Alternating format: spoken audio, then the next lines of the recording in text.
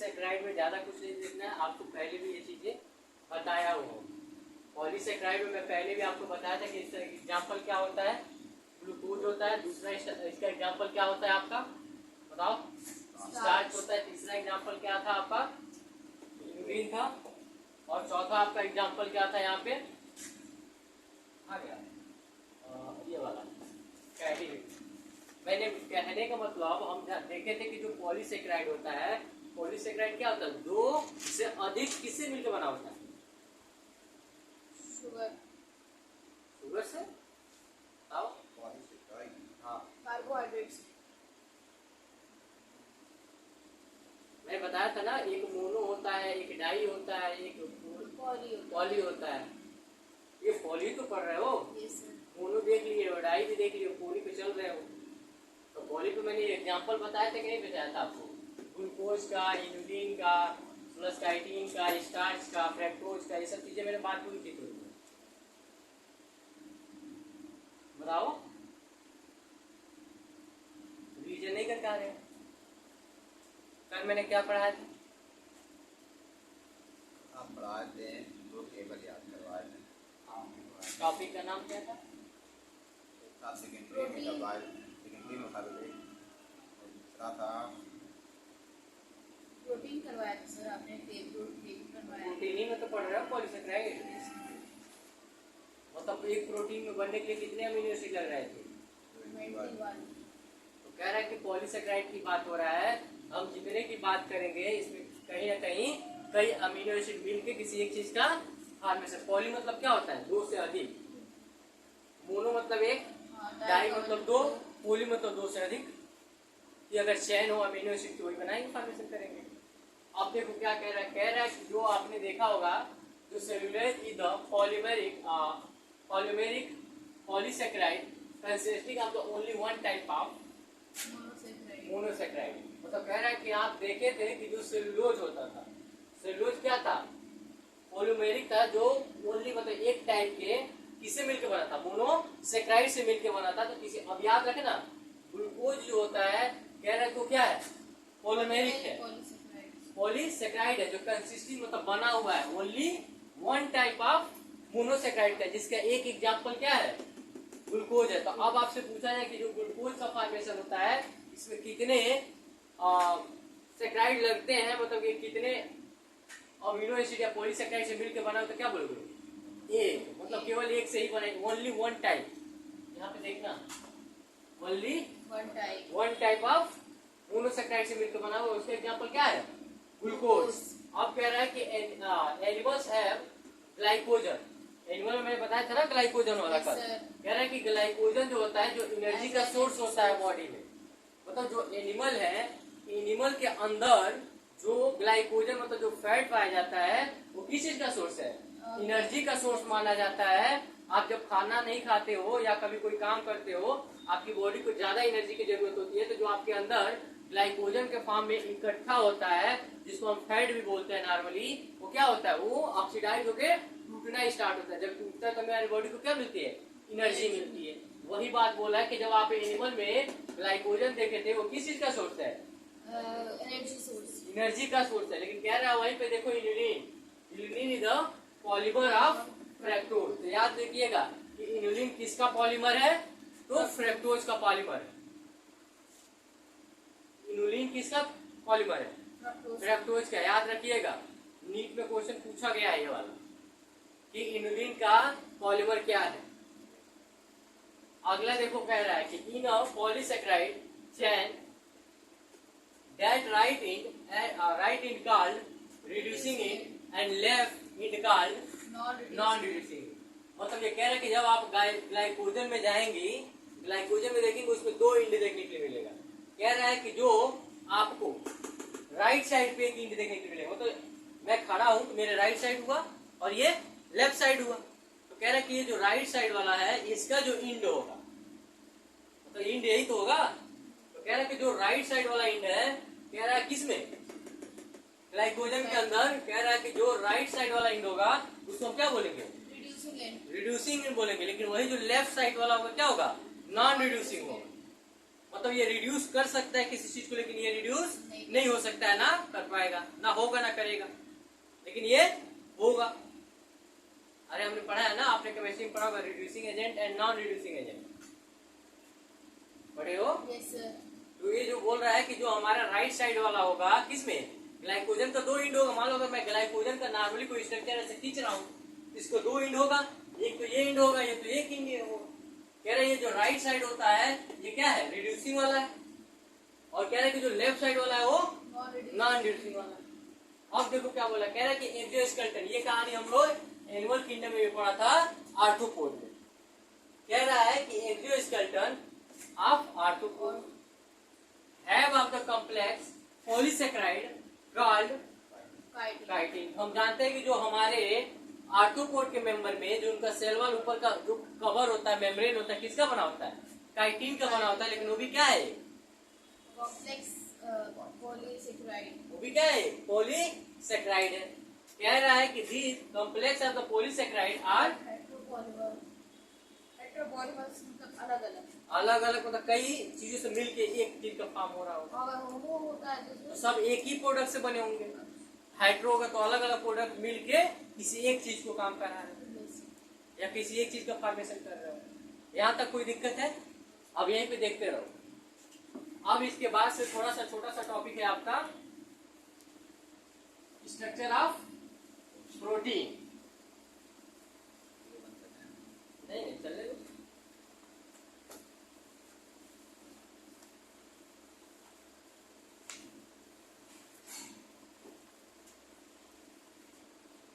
देखो structure of protein में आप देखोगे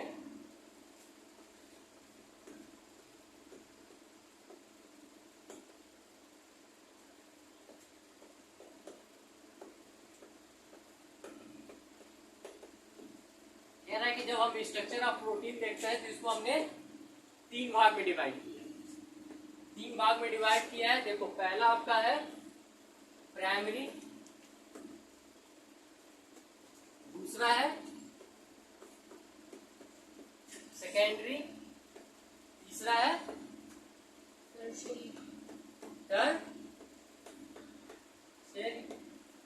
अब देखो क्या बोल रहा है, कह रहा है कि अगर हम प्राइमरी स्ट्रक्चर की बात करें तो प्राइमरी को हम चाहे सिंपल भाषा में बोलना चाहे तो इसको और क्या बोल सकते हैं, 1D। अगर इसको सेकेंडरी को बोलना चाहे तो इसको 2D स्ट्रक्चर बोल सकते हैं, और हम टर्शियरी की बात करें तो 3D स्ट्रक्चर बोल सकते हैं। और 3D को हम किस और नाम से जान सकते हैं, तो क्वाटरनरी के नाम से भी जान सकते हैं। याद है?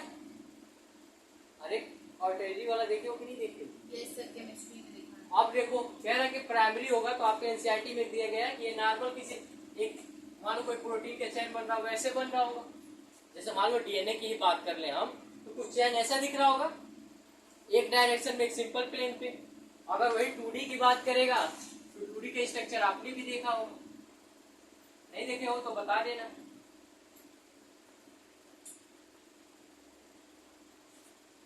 मतलब अगर इसको नॉर्मली बनाना चाहूँ तो ऐसे आपने देखा होगा।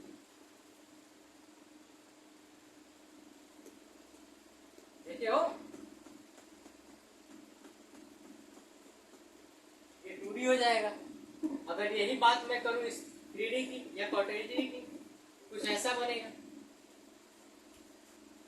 अब इसमें भी देखो, अगर मैं आपको कुछ बताना चाहूं तो जो स्टार्टिंग इंड होगा और एक खत्म वाला इंड, 2 होगा, कहीं से स्टार्ट हो रहा होगा तो कहीं खत्म हो रहा होगा।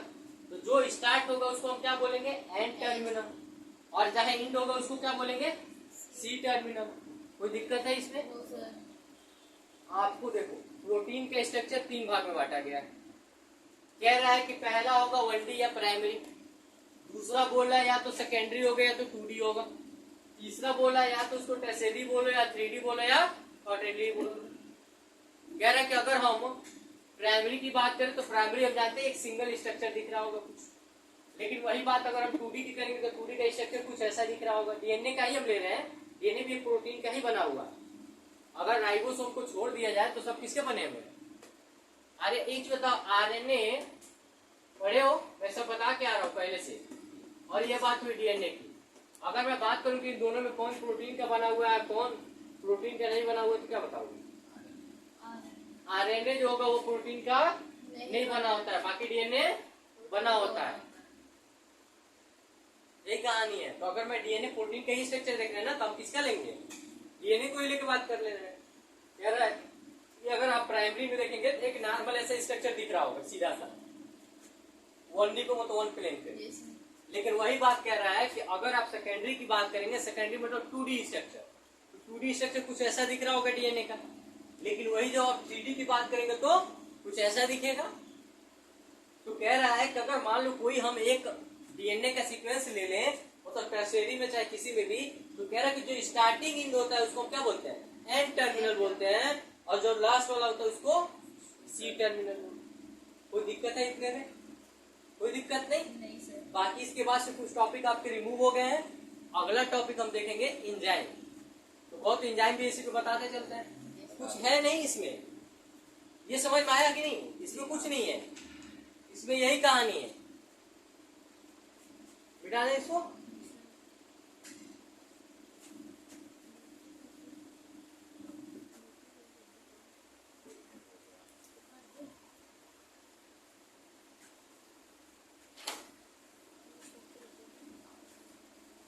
आपके बुक में भी ये स्ट्रक्चर होगा, देख लीजिएगा।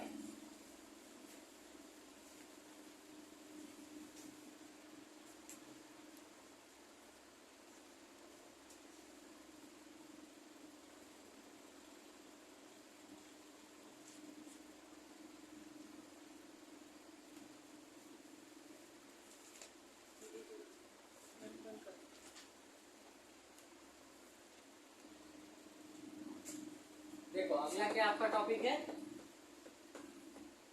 इन क्या होता है? मीनिंग बोलो। छोड़ दें बीच में। ई एन एक वाई एम, यही होगा। कह रहा है कि देखो इंजाइम जब पढ़ोगे, इंजाइम में कह रहे हैं कि पहले जान लो कि जितने इंजाइम होते हैं सब के सब क्या होते हैं? प्रोटीन के बने होते हैं। मतलब कहा जाए तो क्या होंगे? सब के सब प्रोटीन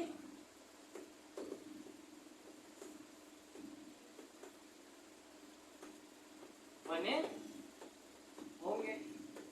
कह रहा है कि ये करते क्या है और ये क्या करेंगे?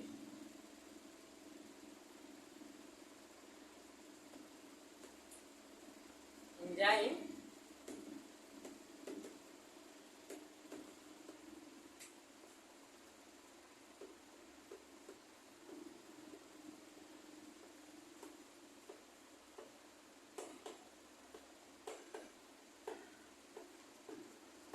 क्या करता है? किसी भी केमिकल रिएक्शन के एक्टिवेशन एनर्जी को क्या कर देता है? कम कर देता है। अगर मैं और बताना चाहूँ इसमें एंजाइम का, तो ये क्या करेगा? किसी भी रिएक्शन को फास्ट या स्लो कर देते हैं।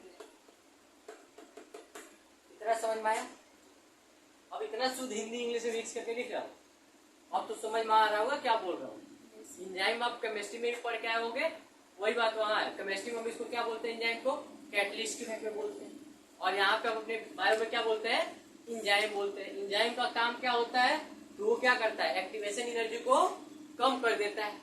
अब फिर से बात बोल रहा है कि ये क्या और क्या काम करता है? तो किसी भी रिएक्शन को या तो फास्ट कर देगा या तो स्लो कर देगा। मतलब मान लो कोई मुझे अब एक आपके एनसीईआरटी में एक एग्जांपल दिया गया है, मतलब एक केमिकल रिएक्शन लिए हैं, और वो मान लो नॉर्मली कोई केमिकल रिएक्शन मान लो ऐसे नाम है A plus B equal to क्या बना रहा है? C प्लस डी बना रहा है। ये प्रोडक्ट साइड है। कह रहा है कि ये 1 घंटे ये प्रोडक्ट जो बन के आ रहा है कितना आ रहा है? 1000 आ रहा है। मतलब एक दिया गया है नॉर्मली, उसी हिसाब से मैं समझा रहा हूँ। कह रहा है कि मैंने इसी में क्या किया? कोई एंजाइम सेट कर दिया, मतलब एंजाइम लगा दिया। एंजाइम जब लगा दिया तो यही C प्लस जो D का बनने का तिथि था वो क्या हो गया? सीधे 60,000 के आसपास पहुंच गया। मतलब क्या हुआ? एक्टिवेशन एनर्जी को घटा दिया, लेकिन रिएक्शन को फास्ट कर दिया। प्रोडक्ट जल्दी बना रहा है। या ये भी हो सकता है A प्लस बी से अगर C प्लस डी बन रहा हो, ठीक है, अगर हमने एंजाइम लगाया,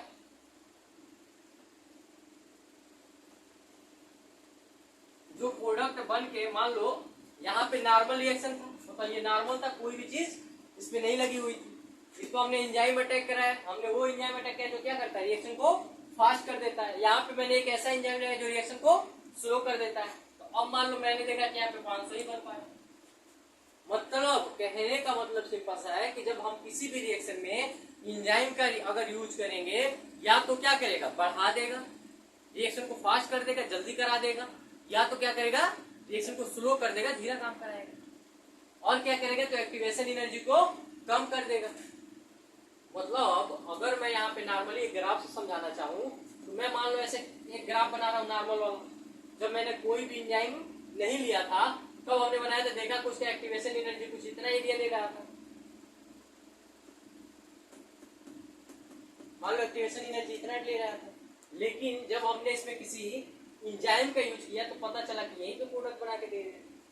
तो ये अब बताओ कि दोनों में से एक्टिवेशन एनर्जी किसकी कम है? हमने यहाँ क्या किया है, यूज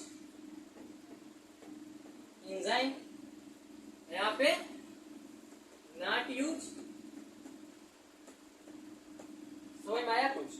मतलब क्या करता है, एक्टिवेशन एनर्जी को कम कर देता है, रिएक्शन को तेज कर देता है। या क्या करेगा, या तो रिएक्शन को स्लो कर देगा, आपके मतलब अपने मुताबिक काम कराना होता है इसको डालने के बाद। समझ में आया? यहाँ तक कोई दिक्कत है? बस यही है एंजाइम का काम। इसमें सबसे बड़ी बात है कि जितने भी एंजाइम होते हैं किसके बने होते हैं, प्रोटीन को। अब एक इसमें नॉर्मली आपको देखें एनसीईआरटी में एक लाइन बोला गया है, कह रहा है कि कुछ मतलब सम कुछ ऐसे होते हैं न्यूक्लिक एसिड की तरह behave, nucleic acid, some nucleic acid behave as enzyme.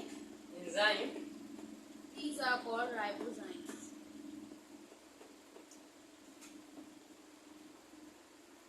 Called ribozymes. मतलब कहने का मतलब यह है, कह रहे हैं कि कुछ न्यूक्लिक एसिड भी होते हैं जो एंजाइम की तरह काम करते हैं, उनको हम किस नाम से जानते हैं, राइबोजाइम के नाम से जानते हैं। ये रहा आपका एंजाइम का कहानी, इससे ज्यादा नहीं पढ़ना है। और कहोगे तो भाई थोड़ा सा मिक्स करोगे तो और आगे चला जाएगा।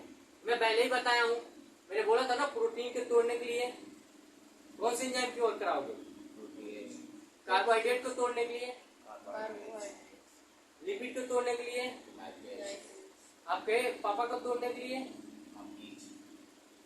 समझ में आया? ये भी आता है?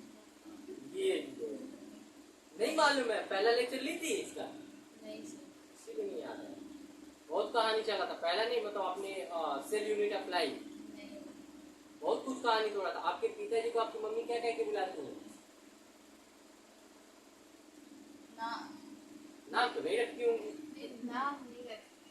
कहती होंगी एजी कहाँ जा रहे हो, बोलती है ना, हाँ, एजी वर्ड लगता है लास्ट में। हाँ, तो आप बताओ अगर प्रोटीन को तोड़ने वाला एंजाइम हो तो क्या लगाओगे, प्रोटीन एज आ गया लास्ट में, तो वही एजी मम्मी क्या करते हैं, पिताजी को एजी कह के उनका तोड़ने का काम करती है।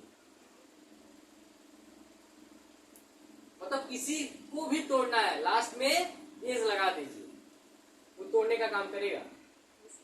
वही मैं बोला हूँ कि आपके पिताजी को कौन तोड़ता है, तो मम्मी एज। मम्मी इज, आपके खालू को कौन तोड़ता है, बोलो, खाला बोलती हो हाँ हाँ, तो खाले एज लगा दो। हाँ नाइस, वही बोला जाएगा कि आपके मौसी को कौन तोड़ता है, मौसी को कौन तोड़ता है, मौसी एज। आपके चाचा को कौन तोड़ता है, चाची एज। कुछ नहीं करना, लास्ट में एज लगा देना है। भैया को कौन तोड़ता है, भाभी एज।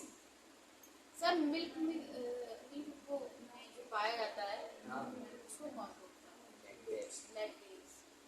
यही गजब की बात है, मैंने बोला ना कुछ नहीं करना है, लास्ट में एज लगा देना है। आपकी मम्मी आपको पिताजी को भी एजी कह कर बुलाती होंगी, तो एजी कह के जब बुलाती हैं तो समझ जाना कि तोड़ने का काम चल रहा है। पिताजी किसी के सुने चाहे ना सुने, उनकी जरूर सुनेंगे। क्यों सुनेंगे, तोड़ने का काम करता वही है। करती है। समझ में आया? सर लास्ट टाइम आपने बताया था एजी टेक केयर वाला, एजी अरे ठीक है, वो कहानी बताया था एजी टेक केयर, वो अलग बात है। वो भी याद हो गई थी। ठीक है, ये भी याद रहेगी ना। हाँ सर। मम्मा वो अपने पिताजी को कौन तोड़ता है तुम्हारी? मम्मी। बस लास्ट में क्या कह के तोड़ती हैं? एजी सुनते हो? एजी लगाई, मामला खत्म। यहाँ तक कोई डाउट है? मतलब यहाँ पे बस ये देखना कि some nucleic acid behave as enzyme, मतलब कुछ न्यूक्लिक एसिड भी होते हैं जो कैसे बिहेव करते हैं, एंजाइम की तरह बिहेव करते हैं। उनको किस नाम से जानते हैं? राइबोजाइम्स। ये है आपका एंजाइम की कहानी।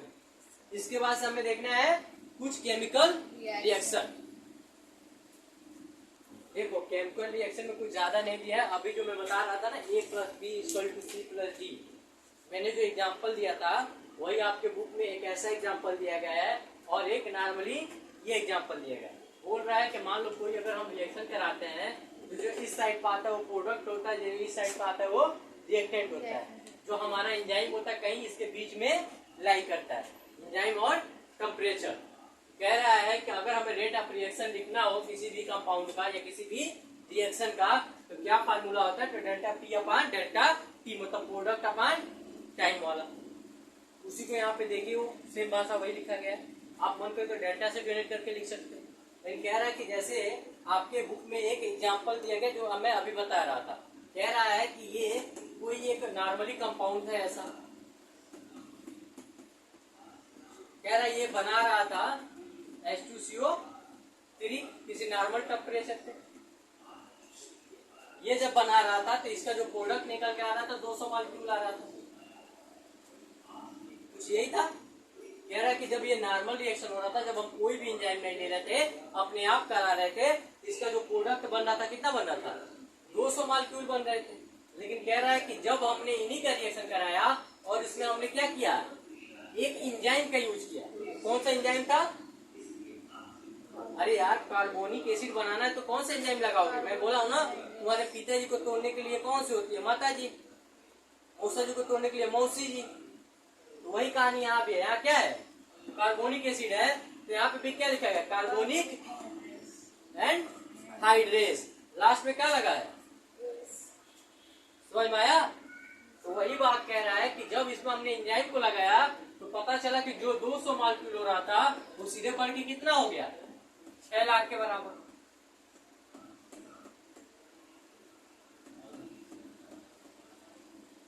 कितना हो गया? 6000 लाख के, मतलब 6 लाख के बराबर हो गया। जो 200 मॉलिक्यूल बन रहे थे नॉर्मल रिएक्शन से, लेकिन जब हमने एंजाइम, कौन सा एंजाइम लगाया? Carbonic acid. क्या बनाना था? Carbonic acid. तो एंजाइम कौन सा था? एनहाइड्रेस। एंजाइम लगाने के बाद से क्या चेंजिंग आया? जो प्रोडक्ट 200 बन के आ रहे थे और वो सीधे कितने हो गए? 6 लाख हो गए। यही कहानी बता रहा है रिएक्शन में, और कुछ ज्यादा नहीं है। उसके बाद से एक दिया गया आपका ये एक्टिवेशन एनर्जी का कंसेप्ट दिया गया, जो मैं अभी बताया हूँ आपको। ये क्या करता है? एक्टिवेशन एनर्जी को कम कर देता है। कह रहा है कि जब हमने कोई भी एंजाइम, देखो क्या बोला यहाँ पे, एक्टिवेशन एनर्जी विदाउट एंजाइम, मतलब बिना किसी एंजाइम का जब हम कोई रिएक्शन करा रहे थे तो उसका एक्टिवेशन एनर्जी दिख रहा है कितना है? कुछ ज्यादा है।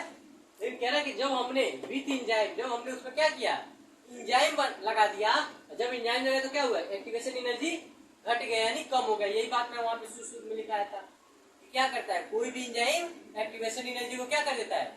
कम कर देता है। अब कह रहा है कि यहाँ पे क्या बन रहा होगा? प्रोडक्ट बन रहा होगा। ये कौन सा स्टेज होता है? ये क्या होता है? सब दिख रहा है।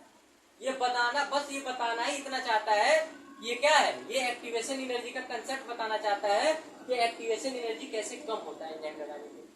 ये इस ग्राफ का मतलब है। आपके बुक पे एक और इक्वेशन दिया, बुक पे आइए दिखाता हूँ। बुक में आपको एक और इक्वेशन दिया गया है, ग्लूकोज जो चेंज हो रहा है 2-पाइरुविक एसिड में। अरे हम प्लांट पढ़ेंगे फोटोसिंथेसिस में, ये चीजें देखने के लिए मिलेगी वहां पे। तो कह रहा है कि जो ग्लूकोज है कन्वर्ट हो रहा है किस में? 2-पाइरुविक एसिड में। तो कह रहा है कि इसमें 10 तरह के, मतलब 10 डिफरेंट टाइप के एंजाइम लगते हैं।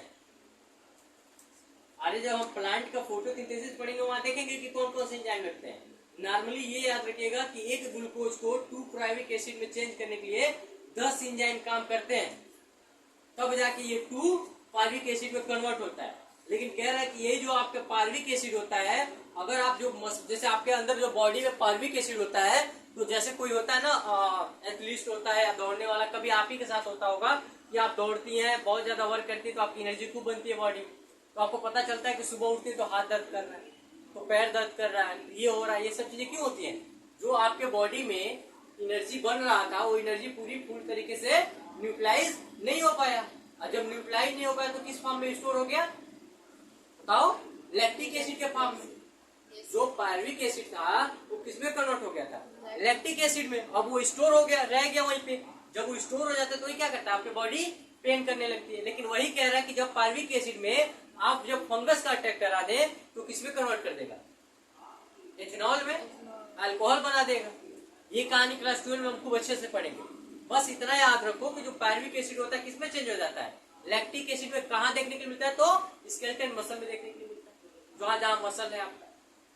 और वही बात करें कि पार्विक एसिड कब इथेनॉल में चेंज हो जाता है? जब उसमें फंगस का अटैक हो जाता है। यही तो है। ये रहा वहां तक की बात। फिर आओ एनसीईआरटी में, देखो क्या बोल रहे हैं। एनसीईआरटी में अगला आपका टॉपिक आ रहा है कि how do enzyme bring about such high rate of chemical conversion. कह रहा है कि इसमें देखो एक रिएक्शन दिया गया आपको, एस से कन्वर्ट हो रहा है पी में। एस से क्या हो रहा है? कन्वर्ट हो रहा है पी में। मतलब इसको मिटा दो।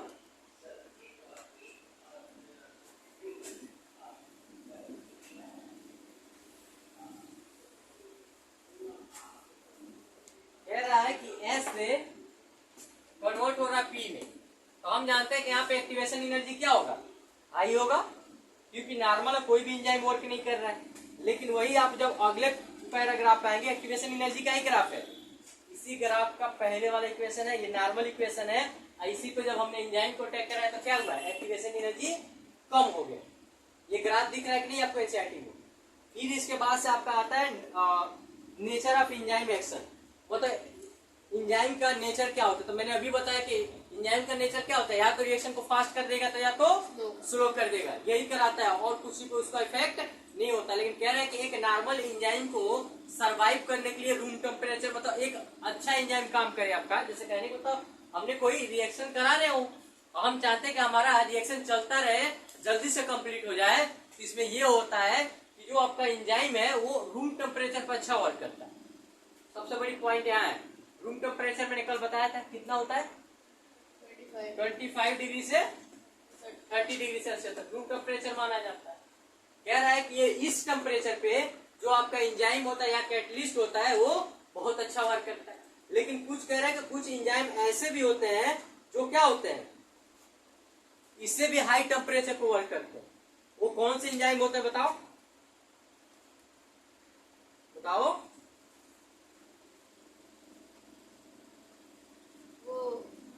पायोरिक एसिड बनने बीच जो, अरे पेज नंबर 154 पे आओ। हाँ 154।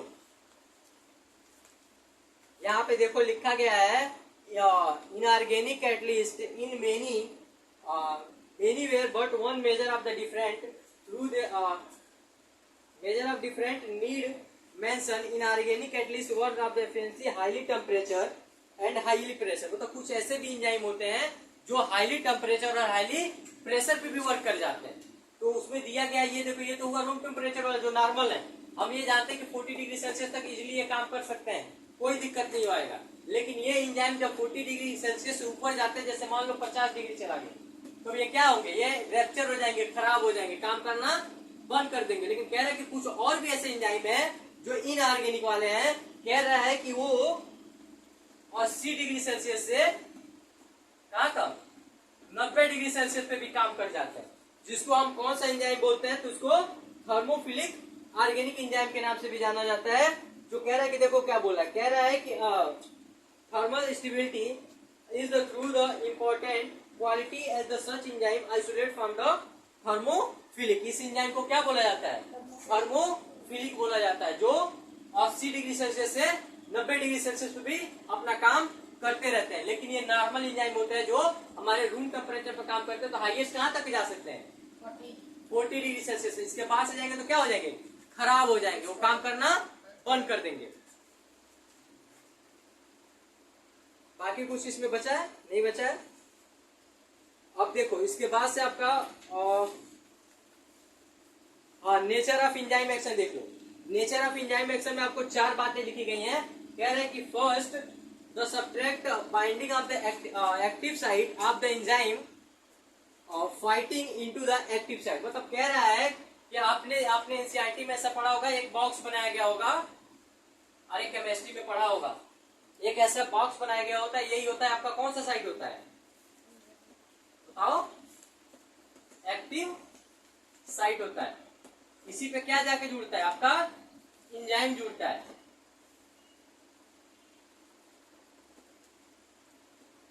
ऐसा एंजाइम होगा, ये क्या करेगा? इसके साथ जुड़ के प्रोडक्ट को और फास्ट कर देता है काम करना। तो वही कह रहा है कि एक्टिव साइट पे क्या करेगा? पहला बोला है कि फर्स्ट सब्ट्रैक्ट बाइंड, कहां बाइंड होगा एंजाइम? एक्टिव साइट पे बाइंड होगा। कह रहा है कि the enzyme fighting into the active site, मतलब यहाँ पहुंचेगा और एक्टिव साइट पे बाइंडिंग होके काम को और तेज कर देगा। तो जो काम 1 घंटे में हो रहा है वो काम आधे घंटे से 10 मिनट में काम को फाइनल कर देगा। कहाँ पे जुड़ेगा? तो एक्टिव साइट पे जुड़ेगा। फिर दूसरा बात बोल रहा है कि the binding of the substrate induce of the enzyme to alter site shape and fitting the more tightly around the substrate. मतलब कह रहा है कि मान लो अगर ये तो हो गई बात, क्या करेगा? एंजाइम इसी शेप का बन जाएगा और इसको मतलब जो एंजाइम हम डालेंगे इसी शेप का होगा और इस पे क्या करेगा? एक्टिव साइट पे जुड़ जाएगा, चिपक जाएगा और काम तेजी से कराना स्टार्ट कर देगा। अगर हमें मान लो स्लो काम कराना हो तो क्या करेगा? ऐसा शेप लेके और इस पे जुड़ जाएगा, उसके बाद से उसको छोड़ेगा ही नहीं। जब छोड़ेगा ही नहीं तो जब साइट खाली नहीं रहेगा तो प्रोडक्ट बनेगा ही नहीं। समझ में आ रहा है स्लो और फास्ट कैसे कर लेता है? एक्टिव साइट पे सारा काम जुड़ने का है, एंजाइम जुड़ के कराता है, तो चाहेगा तो फास्ट करा लेगा, जल्दी जल्दी पकड़ के इनको जुड़वा लेगा, या तो ऐसा करेगा कि इसके साथ जुड़ जाएगा और उसके बाद से हटेगा नहीं, फिर प्रोडक्ट बनना रुक जाएगा, स्लो हो जाएगा। तो क्या होता है? एंजाइम का काम होता है या तो रिएक्शन को फास्ट कर दे या तो स्लो कर दे। लेकिन ये कहां से करता है? तो एक्टिवेशन एक्टिव साइट से करता है, वहीं पे ज्वाइन होगा तभी करेगा। फिर अगला बात देखो क्या बोल रहा है? The active site of the enzyme now we close approximately of the subtract break the chemical bond of the subtract and the new enzyme product complex form।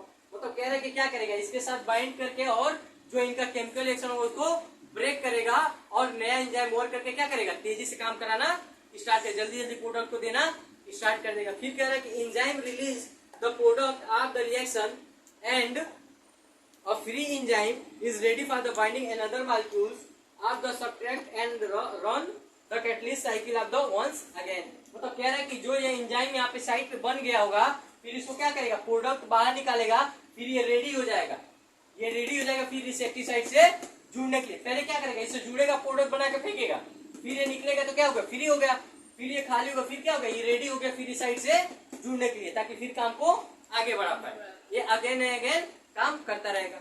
अगला आपका टॉपिक है factor affecting of enzyme activity. Factor affecting में क्या होता है? आप देखिए 3 graph दिया गया होगा नीचे। पहले उससे पहले आप देख लीजिए, ऊपर एक दिया गया है एंजाइम जनरली, मतलब दिया है ना टेम्परेचर एंड पीएच। कह रहा है कि उसमें enzyme generally function in a narrow range of the temperature and pH. मतलब कह रहा है कि एंजाइम जो होते हैं वो जनरली नैरो टेम्परेचर पर काम करते हैं, मतलब रूम टेम्परेचर पे ही काम कर पाते हैं। उससे हाई पे जाएंगे तो क्या होंगे? रैप्चर हो जाएंगे, खराब हो जाएंगे, वो काम प्रॉपर कर नहीं पाएंगे। फिर बोल रहा है उसके बाद से कि जो पीएच होता है, पीएच भी क्या होना चाहिए? एक नॉर्मल होना चाहिए, ज्यादा एसिडिक ना ज्यादा बेसिक होना चाहिए। फिर कह रहा है कि each enzyme show it highest active at the particular temperature and pH called the optimum. मतलब कह रहा है optimum temperature and optimum pH. मतलब कह रहा है कि एक एंजाइम को काम करने के लिए क्या चाहिए? या तो ऑप्टिमम टेम्परेचर चाहिए या तो ऑप्टिमम पीएच चाहिए, तब तो वो काम करेगा, वरना नहीं करेगा। फिर कह रहा है कि उसके बाद से the activity decline both below the above. मतलब कह रहा है कि इनकी एक्टिविटी नीचे डिक्लाइन की गई है ग्राफ के रूप में। तो देखिए 3 ग्राफ दिया गया है, एक पीएच का दिया गया है और एक टेम्परेचर का दिया गया है, दिख रहा है? तो इसमें देख लीजिए एंजाइम एक्टिविटी जहां लिखा गया उस पे कहा एंजाइम एक्टिविटी लिखा गया, दिख रहा है कि नहीं दिख रहा है? अब देखो क्या बोल रहा है। वो तो रह गई बात कि या एक ऑप्टिमम टेम्परेचर तक ही, मतलब कहने का मतलब अगर मैं एक ग्राफ नॉर्मली ड्रा करूं तो ये एक ऑप्टिमम टेम्परेचर, मतलब इससे ज्यादा टेम्परेचर दोगे तो एंजाइम काम करना बंद कर देगा, मतलब इससे ऊपर जाओगे तो। या कह रहा है कि इससे ज्यादा पीएच स्केल दे दोगे, मतलब या तो एसिडिक दे दो या बेसिक दे दो, तभी भी वो काम करना बंद कर देगा। लेकिन वहीं पे कह रहा है कि एक आता है वी मैक्सिमम, दिया गया है नीचे Km इक्वल टू क्या दिया गया, Km इक्वल टू क्या लिखते हो, वी मैक्सिमम अपॉन 2। ये याद रखिएगा, एक बार क्वेश्चन नॉर्मली पूछा जा चुका है कि वी मैक्स क्या होता है, मतलब वी मैक्स क्या होता है। तो Km equal to V max upon 2 ही दिया गया इसमें। बाकी वो ऑप्टिमम टेम्परेचर पर वर्क करता है। 2013 और 2012 में क्वेश्चन पूछा गया था। ऑप्टिमम टेम्परेचर और ऑप्टिमम पीएच पे ही काम कर सकता है, उससे ज्यादा वो आगे काम नहीं कर सकता है। फिर कह रहा है कि कंसंट्रेशन ऑफ द सब्सट्रेट, मतलब कुछ कह रहा है कि अब इसमें बोला है कि वही इनहिबिट वाला दे रहा है और कंपोजिशन वाला। तो वही आप इनहिबिट वाला जानते हैं ना, किसी चीज को इनहिबिट करना मतलब हटा देना। और मान लो ये कोई प्रोडक्ट बन रहा था, वही कहानी जो मैं पिछला बताया हूँ आपको। अगर ये कोई प्रोडक्ट बना रहा होगा जल्दी जल्दी, तो हम चाहते हैं कि प्रोडक्ट ना बने, रुक जाए, तो जो एंजाइम को क्या करेगा, इसके साइड पे जाके क्या कर देगा, बॉन्डिंग कर देगा। जब बॉन्ड कर देगा तो ये क्या करेगा, इनहिबिट करेगा, जो प्रोडक्ट बना रहा था उसको रोक देगा, कहेगा कि भाई आगे ना बढ़ो।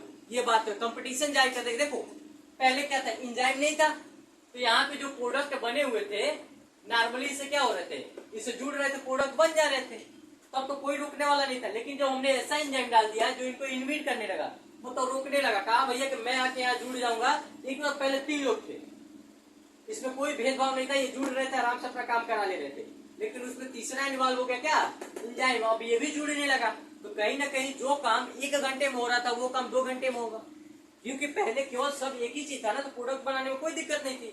अब यहाँ पे एंजाइम वाले भी पार्टिकल हो गए, अब ये भी जुड़ेंगे, तो जब ये जुड़ेंगे तो प्रोडक्ट नहीं बनाएंगे, इनहिबिट करने लगेंगे। इनको रोकना है ना, बनाना होता तो फॉरवर्ड का साइड भेजते, अब इनको रोकना तो क्या करेंगे, इनहिबिट करेंगे, जुड़ जुड़ के टाइटली पैक हो जाएंगे, जगह ही नहीं देंगे, इनको इनहिबिट करने लगेंगे।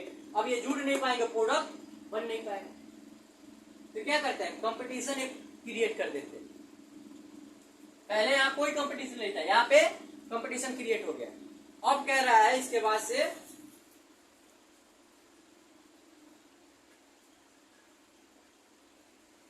अब देखो अगला आपका है classification of nomenclature of enzyme. इसमें दिया गया आपको 6 class, each type of reaction they catalyst enzyme of divide. देख लो, कह रहा है कि 1 से 13 सब क्लास होते हैं किसका, name of the according to the 4 digit number. इसमें पहला दिया है oxidoreductase and dehydrogenase, 2 enzyme का नाम दिया गया है। कह रहा है कि enzyme is the catalyst oxidoreduction between 2 substrate S and S dot, मतलब कह रहा है कि 2 हमने लिया है, एक S क्या लिया है, रिड्यूस लिया है, एक S डॉट ऑक्सीडाइज लिया है। तो कह रहा है प्रोडक्ट हमें क्या बन के मिल रहा है, एक ऑक्सीडाइज मिल रहा है, एक रिड्यूस मिल रहा है। तो इसमें एंजाइम कौन सा हम लगाएंगे, अरे यार ऑक्सीडाइज कराओगे तो कौन लगाओगे, ऑक्सीडेज लगा दोगे। अगर वही उसको रिड्यूस कराओगे तो डिहाइड्रोजिनेज हो जाएगा। अब कह रहा है ट्रांसफरेज, मतलब ये ट्रांसफर का काम करेगा। ट्रांसफरेज मतलब क्या हो गया, ट्रांसफर वाला। कह रहा है कि S minus G plus S dot को अगर हम देखो कन्वर्ट करें तो S प्लस S में कन्वर्ट हो जा रहा है, मतलब इसमें से किसको ट्रांसफर कर दिया, G को।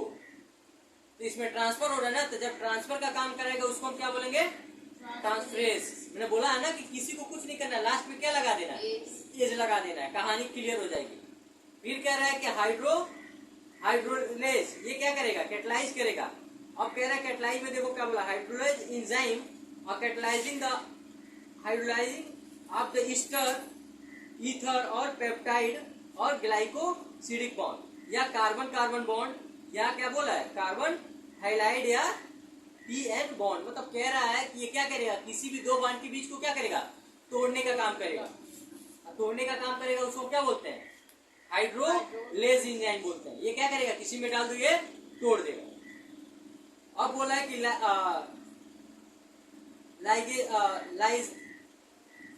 लाइगेज वाले में देखो ये क्या करेगा, लाइगेज का काम होता है हमेशा और हमेशा जोड़ना, बॉन्ड को क्रिएट करना। अब इसके बाद से आ रहा है कि आपका आइसोमरेज। आइसोमरेज क्या करेगा, ये आइसोमर को कन्वर्ट करेगा। और अगला आता है आपका लाइगेज, ये जोड़ने का, चिपकाने का काम करेगा। ये हम लोग पढ़ चुके हैं, इसमें कोई बहुत वो नहीं है। ये देखो एक है लाइएज, एक है लाइगेज। तो लाइएज में होता है कि ये क्या करता है, दो बॉन्ड को तोड़ के डबल बॉन्ड में कन्वर्ट कर देता है। लेकिन वही लाइगेज होता है, ये जोड़ने का काम करता है, किसी के साथ लिंकिंग का काम करता है, जोड़ देगा। सर ये डबल बॉन्ड तोड़ता है। लाइएज जो लिखा है LYASES, ये क्या करता है, किसी भी हाइड्रोजन को तोड़ के निकाल देता है। हाइड्रोजन को, हाइड्रोजन को। अरे XY क्या होते हैं, हाँ सर। उसको निकालने के बाद से क्या करता है, बीच में बचा हुआ कंपाउंड होता है उसको डबल बॉन्ड से जोड़ने का काम करता है। लेकिन वही करता है जो लाइगेज होता है, वो किसी के साथ क्या करता है, एक तरह का गोंद का काम करता है। जैसे गोंद गम जानते हो ना, जो चिपकाते हुए काफी, ये जोड़ने का काम करता है, किसी के साथ भी जोड़ देता है। आइसोमेरेज में बोला है कि including all enzyme catalyse the inter conversion of the optical geometry of the positional isomer. मतलब ये क्या करता है, पोजीशन में चेंज ला देता है, आइसोमर क्रिएट कर देता है, और कुछ नहीं है। बाकी कोफैक्टर आपका रिमूव है चैप्टर से। बाकी ये चैप्टर आपका हो गया खत्म। अब कल से हम पढ़ेंगे cell cycle and cell division.